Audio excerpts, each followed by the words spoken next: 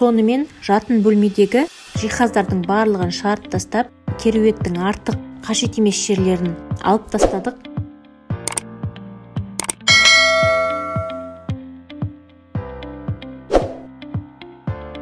Обойларды жұлып алып, төбені ақ эмульсиямен бір ақтап алдым. Жоғарыдағы апельсин түстес түсті қоңырға бояп қойдым. Бір қызығы, жиһазды әкелгеннен кейін оның биіктігі біздің төбеге сәйкес келмеді. Биіктігі төбеге тиіп тұратын жиһазға тапсырыс берген болатынмын. Сөйтсек, біздің төбеміз қисық екен. Жігіттер биіктігін қысқартып алып келеміз деген шкафтардың, бірақ ойлы қырлы болып көрініп тұрады ғой деп, аяқ астынан натяжной потолокқа заказ бердік. Ол бір күнде дайын болып, гипсокартонды алып тастадық. Натяжной потолок ілгеннен кейін жиһаз жасайтын жігіттер де келіп, шкафты құрып кетті.